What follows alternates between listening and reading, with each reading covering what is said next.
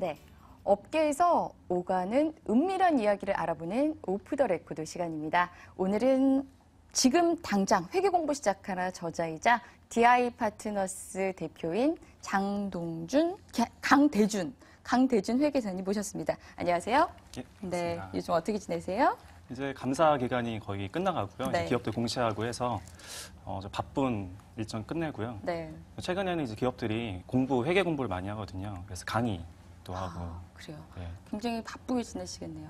예, 바쁘지만 그래도 재밌게 네. 지내고 있습니다. 원래 3일 회계법인에 계셨다고요? 예, 3일회계법인에서 이제 근무를 하다가 네.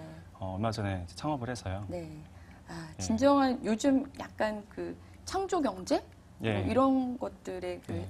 스타트를 끊으신 게 아닌가? 고용 창출에도 싶은데요? 이바지하고 있습니다. 아, 그래요? 예. 직원이 몇 명이나 되나요? 밝힐 수 없고요. 네, 네. 예. 아, 예, 예. 알겠습니다. DI 파트너, DI. 뭐의 줄임말인가요? 저희가 드림 인사이트라는 말이거든요. 네. 그래서 제가 이제 회계사 업무하면서 컨설팅 본부에 있었어요. 네. 그래서 컨설팅 업무를 많이 하다 보니까 다른 분들 경영하는 것만 보게 되잖아요. 그래서 저희도 이제 경영을 한번 해보자라고 네. 멤버들끼리 꿈을 갖고요. 네. 그다음에 저희가 인사이트 있는 회계 쪽이나 비즈니스 경제 뭐 여러 가지 쪽에 인사이트 줄 수 있는 컨텐츠를 만들어 제공하자라는 네. 의미로 담고 있습니다. 네. 오늘 뭔가 대단한 이야기를 해주실 거라고 그래서 이렇게 모셨는데 진짜 해주실 얘기가 뭔지 궁금합니다. 지난주에 뉴스 많이 보셨겠지만 지난주 이번 주에 기업들이 상장사 같은 공시를 이제 사업보고서 공시가 끝났거든요. 엄청나게 나왔죠. 예. 기자들이 그것 때문에 막 예. 정말 점심도 못 먹고 기사를 썼습니다. 근데 제가 가장 안타까운 게 임원들 특히 등기 임원의 연봉이 공개된 거에만 초점이 맞춰져 있더라고요. 네. 근데 그 보고서 안에 상당히 많은 정보가 들어있고 네. 근데 그거를 찾지 않고 연봉이 얼마고 연봉이 얼마다 작년에도 사실 그게 있었어요. 네. 단지 개인별로 나오지 않고 평균 연봉으로 나와서 네. 묻혀 있었던 건데 이번에 부각이 됐더라고요. 그렇죠. 이번에 이제 예. 개개별로 이렇게 나온 게 처음이다 보니까 예. 거기에 포커스가 맞춰졌고 또 예. 사람들이 그 남의 연봉은 굉장히 궁금해 하잖아요. 저도 궁금한데요. 네. 저도 밤샜거든요, 보다가. 근데 문제는 너무 재밌어요. 재무 정보를 숨겨진 재무 정보를 보지 않고 그것만 본다는 게 또 문제거든요. 그러네요. 예, 이제 네. 그 부분을 네. 어떻게 활용할 수 있고 체크할 포인트는 어떤 건지 네. 말씀드리도록 하겠습니다. 네. 그러면 이제 공시, 예. 이제 뭐 전자 이 공시 제도를 잘 활용을 하려면 이제 뭔가 이제 공시를 좀 열심히 봐야 될 것 예. 같은데 이게 공시를 딱 그 다트에 들어가 예. 보면 너무나 많은 정보들이 있어서 이걸 예. 어디서부터 어떻게 봐야 될지 사실 저부터도 감이 잘 안 옵니다. 예, 좀 간단하게 팁을 주신다면 예. 어떻게 주실까요? 기본적으로 좀 오해하시는 게 상장사만 공시가 되지 않고요. 비상장사도 공시가 됩니다. 네. 그 주식회사 외부감사에 관한 법률이 있는데 외감법이라고 보통 부르는 외감법에 의해서 너무 어렵게 생각하지 말고 자산이 100억 이상 되는 회사들은 감사를 받고 공시를 하게 돼 있는데요. 네. 코스닥 상장 법인 같은 경우에는 거기에 맞게 공시사항이 더 많고요. 또 유가증권 시장에 상장돼 있으면은 보통 전자공시 사이트 앞에 U자라는 아이콘이 달려 있어요. 기업명 네. 앞에. 네. 그만큼 더 공시사항이 많은 거죠. 근데 그 많은 공시사항들 중에서 우리가 가장 정보가 많은 게 사업보고서를 보셔야 돼요. 네. 사업보고서가 사실은 지난주에 공시가 되면서 네. 그 정보까지, 연봉 정보까지 들어간 거거든요. 근데 사업보고서를 보실 때 많이 좀 단편적인 정보만 보시는 경향이 있습니다. 예를 들면 당기순이익이라든지 네. 또는 이제 영업이익의 증감이라든지 네, 네. 그것만 그렇죠. 보시거든요. 네. 근데 좀 숨겨진 이야기를 좀 많이 해야 되는데 네. 예, 그 부분이 좀 아쉽다라는 생각을 갖고 있습니다. 그러니까 어떤 게 숨겨져 있나요? 뭐 예를 들면은 네. 오늘 아침에 이제 뉴스에 이제 코롱 인더스트리 네. 관련된 내용이 나오는데 거기 충당부채라는 내용이 자꾸 언급됐거든요. 네, 네. 소송으로 인해서 충당금이 경감됐다 이런 얘기 나왔는데 그럼 충당자가 뭔지 궁금해하시는 분들이 별로 없으세요. 네. 생각보다. 근데 충당자라는 게 뭔가 쌓아뒀다는 뜻이잖아요. 쌓아뒀다. 네. 근데 쌓아둔 게 소송이 질 것 같으면은 걱정을 미리 쌓아둔 거거든요. 미래에 나갈 돈을 네. 미리 쌓아둔 셈인데 거기에 대한 상세 내역을 보면은 사실은 이제 그게 없어졌으니까 리스크가 없어 주가가 오늘 좀 상승된 네. 그런 효과를 본 건데요. 그런 게 다 공시에 나오는데 공시에도 나오죠. 이런 것들을 투자자들이 놓치고 있다. 예. 이런 게 굉장히 안타깝다. 예, 이런 맞습니다. 말씀을 해주시나요? 예. 근데 사실 이게 지금 결산 시즌이 마무리되면 항상 또 나오는 뉴스가 그 못 믿을 공시 예. 실적, 예. 뭐 실적 공시 이런 게 예. 항상 나와요. 이제 회사 자체적으로 일단 이제 공시를 하고 나서 감사를 받은 또 결산 공시를 네. 다시 하잖아요. 근데 이게 좀 수치가 굉장히 다른 경우가 많고 그 사이에 뭐 기업이 우리 실적 이렇게 뛰었어. 그래서 주가가 이만큼 뛰었다가 예. 다시 회계사에서 감사를 받아보니까 예. 이게 까보니까 이게 예. 우리 뭐 적자 전환했어. 막 예.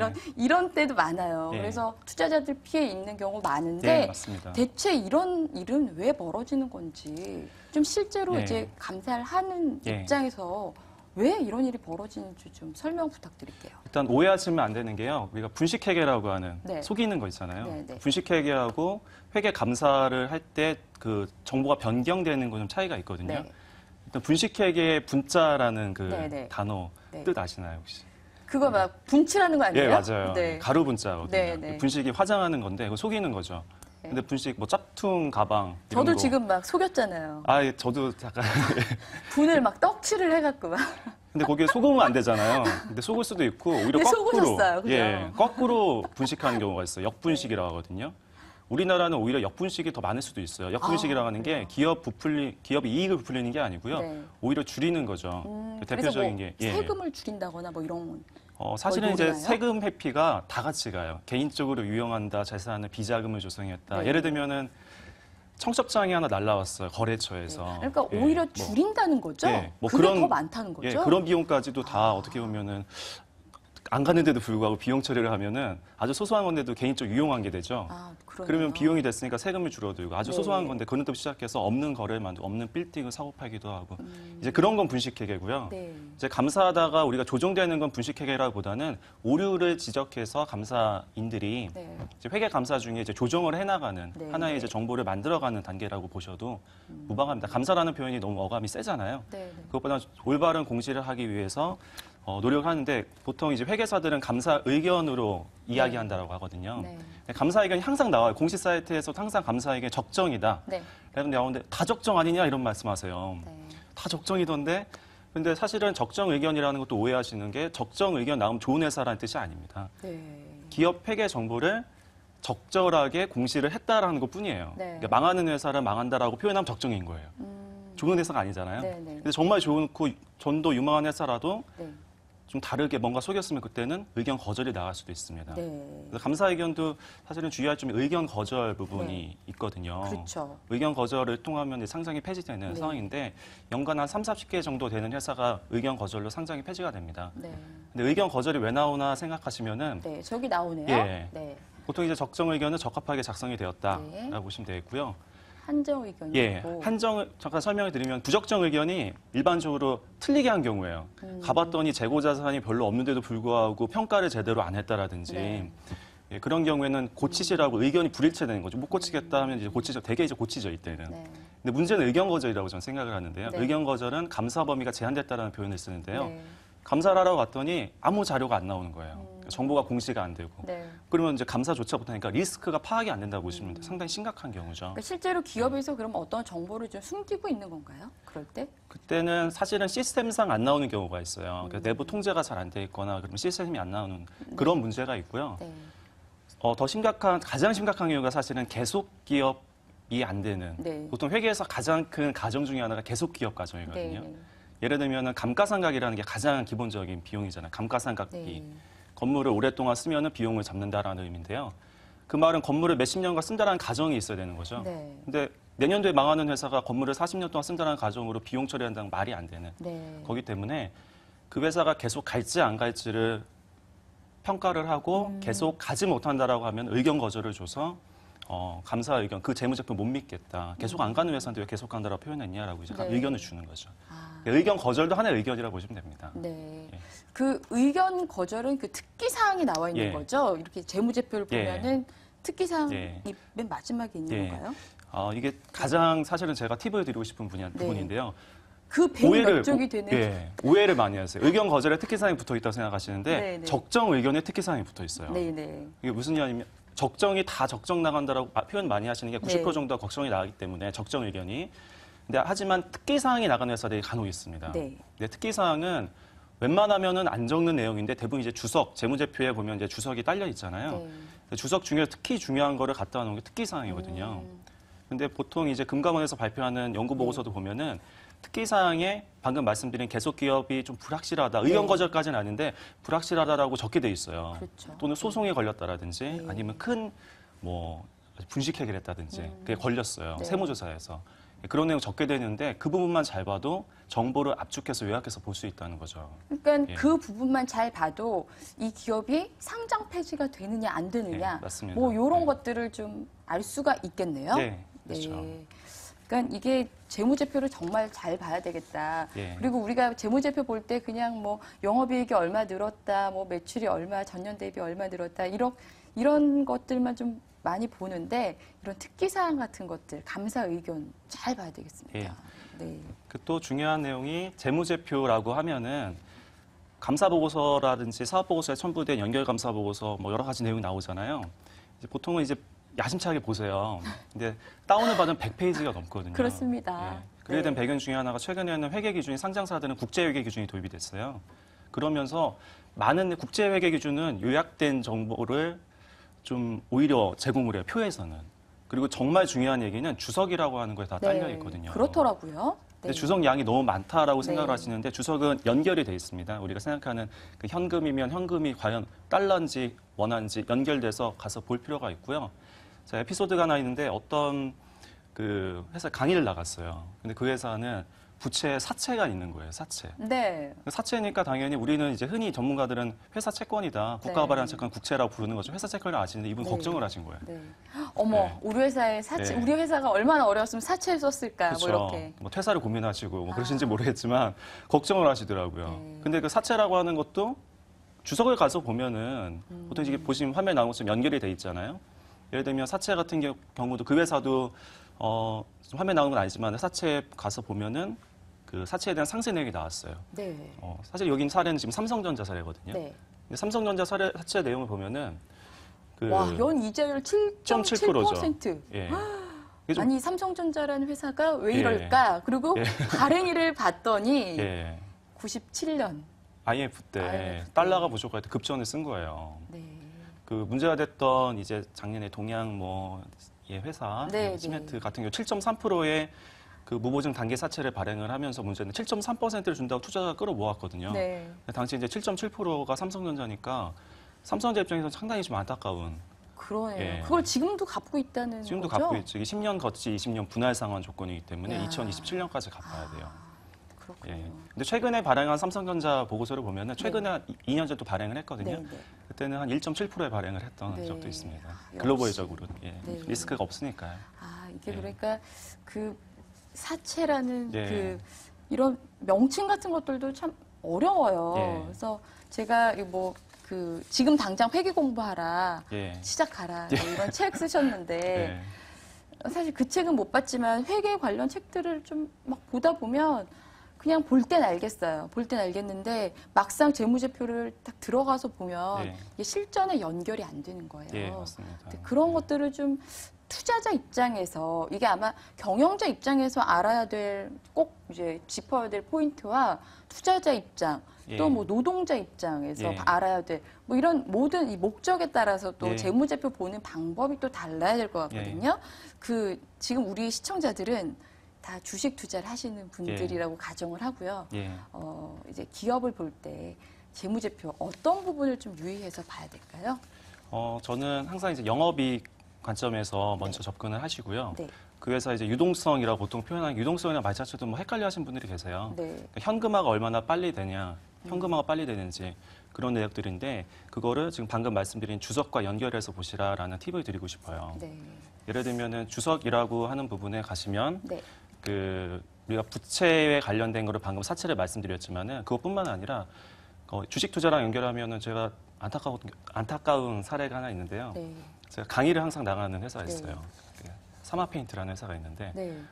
아, 네. 사모페인트라는 회사에 항상 강의를 나가시는 건 그 회사가 그만큼 재무 뭐 이런 좀 회계 관심이 쪽으로 많아요. 상당히 관심이 굉장히 많아요. 관심을 두고 있다 이런 거네요. 네. 네. 근데 그 회사가 작년에 실적이 워낙 좋다 보니까 영업이익 2배가 됐거든요.